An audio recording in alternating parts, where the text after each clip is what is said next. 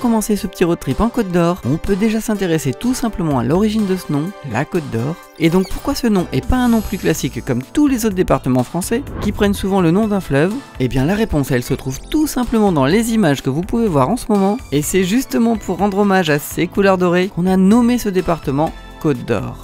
Et si vous cherchez bien parmi tous les autres départements français, eh bien oui, c'est le seul qui a été nommé sans prendre en compte un critère géographique précis. Et pour ce petit périple de quelques jours, je suis accompagné de Flavien et ce road trip se fera en électrique avec une des dernières de Volkswagen, la ID.3. Honnêtement, je ne sais pas si l'électrique c'est l'avenir, mais qu'on soit pour ou contre, c'est en tout cas le chemin que ça prend. Alors ça vaut quand même le coup de regarder ça de plus près, histoire de s'en faire un petit avis. Bref, on y reviendra un petit peu plus tard dans la vidéo, et on vous amènera à Paris, mais en Côte d'Or, mais à Paris quand même. Et pour se mettre tout de suite dans l'ambiance, on part sur la route des Grands Crus. Et si vous êtes amateur de bon vin, c'est un petit peu le trésor de la région. Les grands noms connus, c'est pas ce qui manque par ici. En gros, la route des Grands Crus, c'est un parcours de quelques dizaines de kilomètres à travers les vignes du département et qui offre des paysages assez mythiques. Et donc vous l'aurez compris, y venir à l'automne, au moment où les vignes virent au rouge et or, c'est évidemment la meilleure période. Et ici, les terres se divisent en climats, et pour être plus précis, rien que sur cette route des Grands Crus, il y a plus de 1000 climats.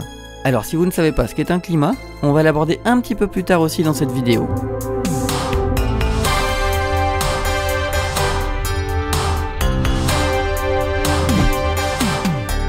Et pour se mettre tout de suite dans l'ambiance côte-d'orienne, on commence avec le chef-lieu du département et surtout l'ancienne capitale des Ducs de Bourgogne, bien nommée Dijon. Alors oui, on va passer rapidement sur le fait que Dijon est ultra connu pour la moutarde évidemment, voilà, ça c'est dit, mais Dijon a bien d'autres facettes à dévoiler. Et alors déjà pour commencer, si vous n'y êtes jamais venu, il faut savoir que Dijon est la capitale historique de la Bourgogne, mais également depuis quelques années la capitale de la région Bourgogne-Franche-Comté. Et cette ville est tellement chargée en histoire qu'elle a été classée au patrimoine mondial de l'UNESCO, et surtout bien chargée aussi en patrimoine, ne serait-ce que pour ses maisons à colombage, ses hôtels particuliers, et évidemment pour ses célèbres tuiles vernissées.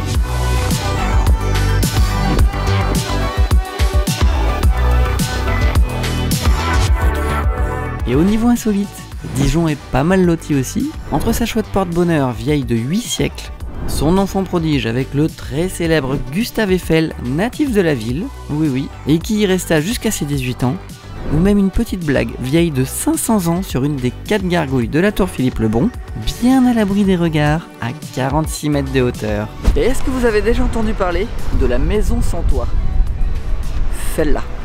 Oui, juste celle-là, et particulièrement de sa légende. Bon, j'ai un petit peu changé d'avis, alors je mets sur pause temporairement, et je vous raconterai cette anecdote un petit peu plus tard. On va essayer de pas casser l'ambiance tout de suite.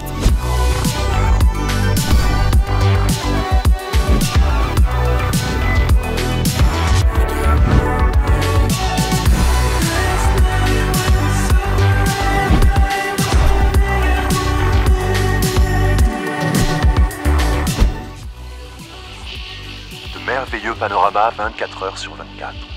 Vous êtes sur Antenne Paysage.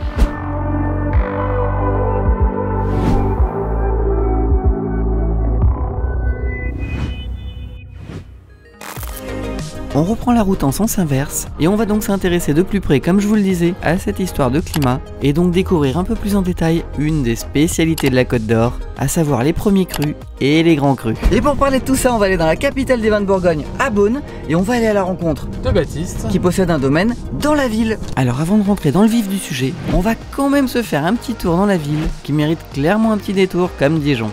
Et tout comme sa grande sœur, Beaune est une petite cité médiévale hyper bien conservée. Et concernant ce patrimoine architectural, tout se passe dans la vieille ville. Et le monument incontournable, ce sont les Hospices de Beaune, qui sont considérés comme l'emblème de la ville. Et au-delà de son aspect évidemment touristique, comme vous vous en doutez, il faut savoir que ce bâtiment était à la base un hôpital qui accueillait les plus démunis.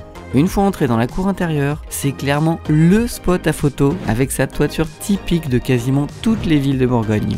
Et au-delà de cette cour, vous y trouverez également des grandes salles qui retracent toute l'histoire de ce lieu de charité. Et peut-être même que ce lieu vous sera familier, puisqu'il a été utilisé dans un film qui a cartonné en 1966 et qui a été multi-rediffusé, à savoir La Grande Vadrouille avec De Funès et Bourvil. Si vous avez du mal à vous en rappeler, c'est la fameuse scène quand l'Anglais vient se faire soigner chez les bonnes sœurs et qu'il apprend qu'il a un problème de foie. Et à 2 pas du parc de la Bouzaise, qui se situe au nord-ouest de la ville, on retrouve donc Baptiste Guyot qui tient une exploitation viticole et qui l'a repris de A à Z depuis 2010. Un domaine qui était autrefois en perte de vitesse et auquel il a su redonner ses titres de noblesse. Et donc, comme je vous le disais, on va essayer de dépatouiller et de comprendre cette notion de climat en Bourgogne. Alors les questions des terroirs est très particulière en Bourgogne parce que nous on travaille vraiment qu'avec cette notion de climat qui n'est pas forcément que la météo. Les climats de Bourgogne c'est très important pour nous parce qu'à savoir qu'on est sur des monocépages, donc en blanc on aura principalement même 100% de chardonnay pour les vignes d'appellation. Et en rouge, on sera sur du 100% pinot noir. Donc le climat, c'est le sol, l'exposition de la vigne, son environnement extérieur, le travail du vigneron. Toutes ces choses-là font une alchimie qui nous donne des vins très différents d'une appellation à l'autre. Donc on travaille vraiment avec cette notion de climat. Donc en Bourgogne, on est planté sur des vignes assez basses. On travaille vraiment sur un grand nombre de pieds à l'hectare. On est planté, nous, à 10 000 pieds hectares. Donc ça veut dire qu'on a un pied, 1 mètre sur 1 mètre. Donc on a des rangs qui font 1 mètre de large. Et tous les 1 mètre, on va trouver un pied de vigne. Ce qui nous permet de créer une concurrence en fait, entre les ceps de vigne pour que le système racinaire aille vraiment au plus profond et que les racines, les petits radicelles, aillent vraiment chercher en profondeur les nutriments et de quoi se nourrir et nous donne cette typicité de terroir. On travaille en taille Guyot. Donc la taille Guyot, en fait, on se garde un petit courson comme ça pour la taille de l'année prochaine. Et après, on va avoir une baguette sur laquelle on va avoir nos fruits qui vont pousser. Et là, en fait, il faut imaginer qu'on a nos bourgeons. Et dans ces petits bourgeons, la récolte de l'année prochaine est déjà dessinée.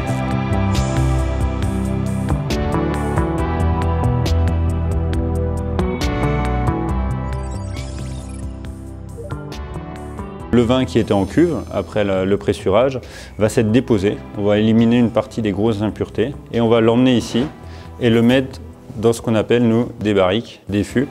Donc c'est des barriques bourguignonnes qui contiennent 228 litres. C'est-à-dire qu'on fait 300 bouteilles par tonneau. On va travailler toujours parcellaire. On va vendanger une parcelle, on va la vinifier dans une seule cuve et après elle sera élevée dans un certain nombre de tonneaux, cuvée par cuvée. Donc là on a une cuvée de Pommard, on a 5 tonneaux et demi, parce que c'était le volume qu'on avait dans la cuve. On a un pourcentage de fût neuf, là on a un fût neuf et après on a des fûts de 2, 3, 4 vins. Le plus vieux c'est un 2016. Donc là on va être sur une cuvée qui va être assez homogène et en fait le but d'avoir des fûts neufs, des fûts de plusieurs années, ça va nous amener des complexités différentes dans le vin. Et nous, ce qu'on recherche dans l'élevage de ces vins-là, c'est qu'on a un échange entre le vin qui est à l'intérieur, le bois, donc il va extraire les propriétés du bois et du type de chauffe aussi, parce que le tonnelier est très important en Bourgogne, parce qu'on va avoir différents types de chauffe de tonneaux, donc des particularités d'un tonneau à l'autre. Et après, on va avoir des échanges avec l'air, par les pores du bois. Donc, ce qui va nous permettre au vin d'évoluer, de vieillir et de pouvoir continuer de vieillir aussi après en bouteille. En fait, le vin vit en permanence dans les tonneaux. C'est le vin qui va être absorbé par le tonneau et qui va s'évaporer naturellement. Donc toutes les semaines, on va contrôler un petit peu les tonneaux et on va re-remplir les fûts au fur et à mesure pour compléter ce petit vide d'air pour éviter que le vin s'abîme et s'oxyde. Quand on est sur des vins jeunes, pour lui permettre de vieillir un petit peu plus, moi je conseille même aux gens presque de le carafer.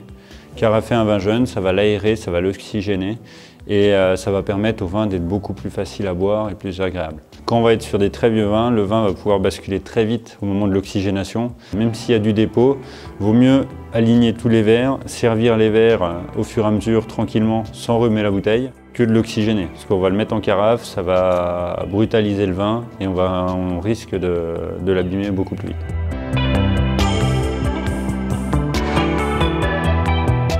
Et évidemment, si vous avez le temps, n'hésitez pas à vous arrêter dans un des nombreux domaines de la région pour mieux comprendre ce processus, visiter les caves et pour faire une petite dégustation aussi évidemment. Et en Côte d'Or, c'est pas les domaines qui manquent. En tout cas, si vous souhaitez vous rendre au domaine Guyot, je vous mets comme d'habitude les liens qui vont bien en description. On reprend la route et cette fois-ci on file dans un lieu plutôt insolite appelé localement le toit du Mont Bourguignon.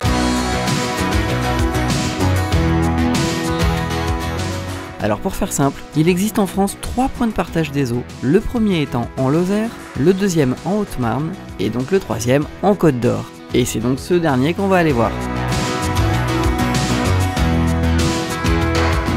On se trouve au tripoint de Meilly-sur-Ouvre et pour vous expliquer en quelques mots de quoi il s'agit, symboliquement, c'est le partage des eaux entre la Manche, la mer Méditerranée et l'océan Atlantique. Bref, pour résumer, toutes les gouttes d'eau qui tombent jusqu'ici vont vers la Manche, toutes celles qui tombent là vont vers l'océan Atlantique et toutes celles qui tombent de ce côté-là vont vers la mer Méditerranée. Alors c'est sûr que si vous passez à côté de ce spot sans le savoir, vous y verrez que du feu. Si on s'y arrête, c'est plus pour la symbolique. Bon, alors au fait, cette ID3, ça donne quoi?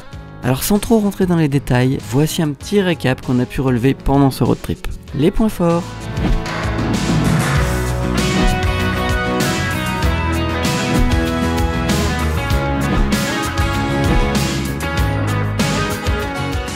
Et les points discutables.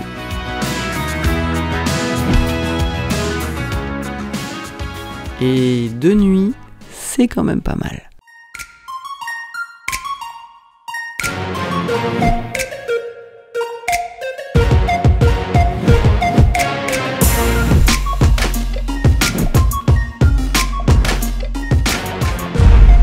Bon, qu'on soit pour l'électrique ou pas, revenons-en un petit peu à notre road trip. Et forcément, un road trip ne serait pas un vrai road trip si on ne passait pas par les plus beaux villages du coin. Et en Côte d'Or, il y en a 2. Et le premier sur notre route, c'est Châteauneuf, plus précisément Châteauneuf en Auxois, à 2 pas du canal de Bourgogne. Un tout petit village médiéval d'environ 80 habitants qui a conservé un vrai cachet et dont certaines maisons datent du XIVe siècle. Et surtout avec un château fort très bien conservé qui domine tout le paysage alentour.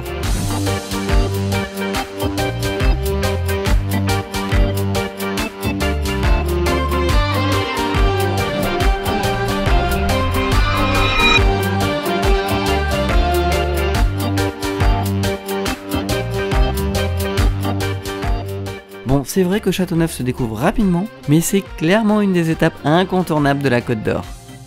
Et forcément, une fois n'est pas coutume, il fallait bien que ça arrive. Le drone est encore dans un arbre. Bon, pour une fois, c'est pas une erreur de pilotage, mais une violente rafale qui l'a emporté d'un coup. Et ce pauvre Mavic Mini n'avait vraiment pas assez de puissance pour revenir, sans compter sur sa portée, qui est franchement dégueulasse. Heureusement, en se rapprochant du lieu du crash, j'ai pu reprendre contact avec le drone et voir sa position. Et j'avais même le retour image. Et franchement, vu sa situation, je le sentais vraiment perché en haut d'un arbre. Normalement, il est là-dedans.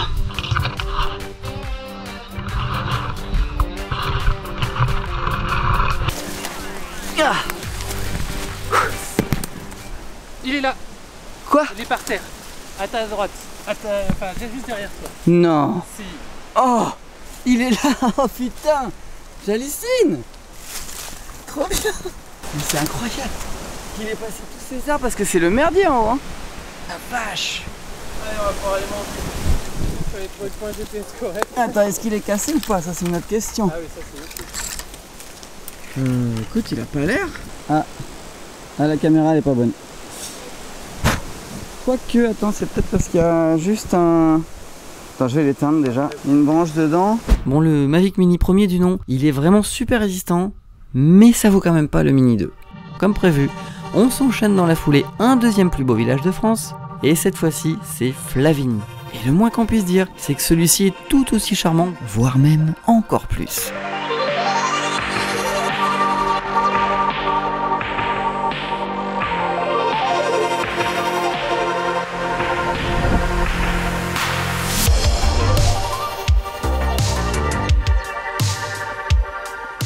Et pendant la visite, n'oubliez pas de passer par sa petite tour de guet en plein cœur de village, une petite tour qui date du 15e siècle et qui est l'une des dernières à être aussi bien conservée pour une tour de guet.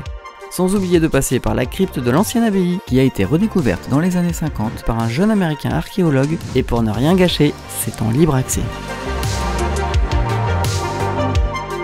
Et surtout, ce qui fait la fierté de Flavigny tient en quelques millimètres, c'est ça.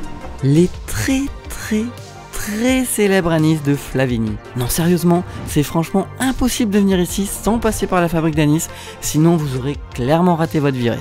Pour ceux qui n'en auraient vraiment jamais entendu parler, ce sont des petites perles de sucre qui contiennent un grain d'anis, et cette recette daterait du 11e siècle grâce aux moines de l'abbaye, et s'est ensuite transmise de génération en génération. C'est dire si ça date. Et vous en avez pour tous les goûts, anis, violette, citron, et j'en passe. Et dites-vous que c'est tellement connu que les plus grosses commandes s'exportent dans le monde entier, et sur les 5 continents.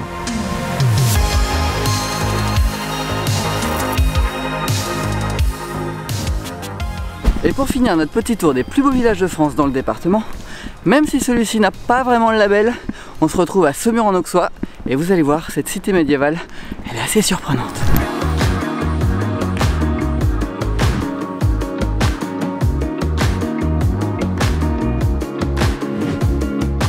Sans vouloir me répéter encore une troisième fois, c'est de nouveau une petite cité où l'ambiance médiévale est au rendez-vous. Bref, vous l'avez vraiment compris, c'est un petit village où il fait bon prendre son temps et déambuler dans ses petites ruelles et nombreux escaliers.